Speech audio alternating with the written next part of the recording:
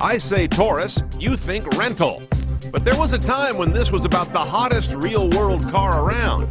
Been a long time, but now the Taurus is back and a seriously interesting car again, especially in SHO high-performance flavor, garnished with some of the best cabin tech in the biz. Now, I like the cabin in this Taurus. I mean, the Taurus layout is good these days anyway, but the improved materials and this kind of pseudo-metal finish all around is really kind of a handsome place. Here's your 8-inch LCD touchscreen. We've seen Sync before. The current generation, of course, hard drive based in this case, with 10 gig for you to play with in this advanced Sony branded head unit. And not only do you have Sync's various features, but you've also got Sirius Travel Link these days in the high-end Ford head units. That means the Sirius satellite radio connection is also going to bring you things like traffic data, weather forecast, including an overlay map, fuel prices, movie listings, sports information. So it's a pretty good quasi-connected automotive head unit. Under your media button, CD, DVD, here's your integrated slot right here.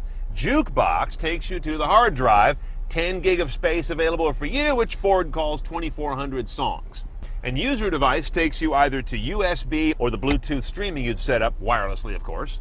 Now our car is loaded up pretty good, so we've got a lot of toys in here, including a rear power sunshade, blind spot information system, little indicators on the far outside ends of the mirrors tell you when someone's back there. And as part of that, cross-traffic alerts. So when you're nosing out of a driveway, this thing will let you know in a blind situation if cross-traffic's about to T-bone you. It's kind of a Ford thing.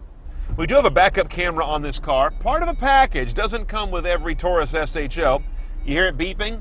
That's also your ultrasonic sensors to let you know you've got some BMW here this car would like to eat. One choice only on the gearbox here. 6-speed automatic with kind of a big old chunky lever here.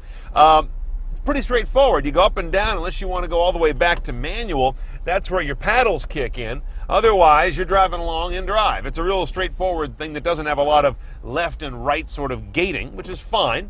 Now, Taurus SHOs have always been powered by kind of exotic, blown engines. In this case, Ecoboost is Ford's big deal these days. It basically means, in this case, V8 power and torque out of a V6 with hopefully economy that is more like a V6 than a V8. 3.5-liter aluminum V6 dual overhead cam.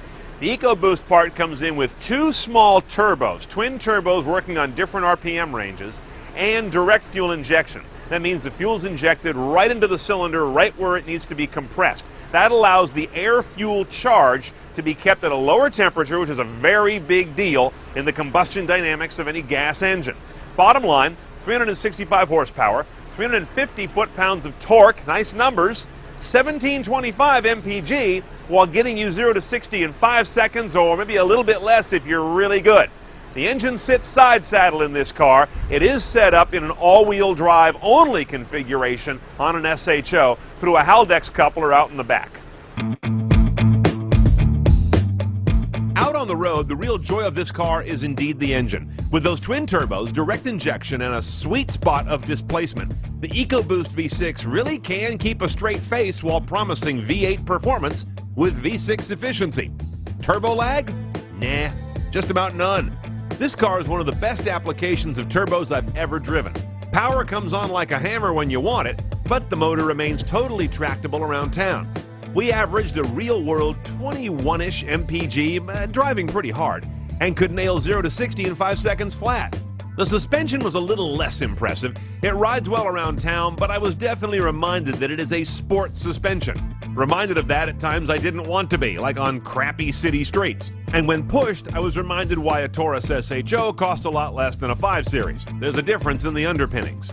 But don't read that as a car that doesn't nonetheless handle and ride very well. Okay, a Taurus SHO is going to run you about 38 base. On top of that, it's $1,700 for the nav system, $1,200 for adaptive cruise. Those two are common a la carte options. What you really want, though, is to make sure you get package 402A. Sexy name, huh?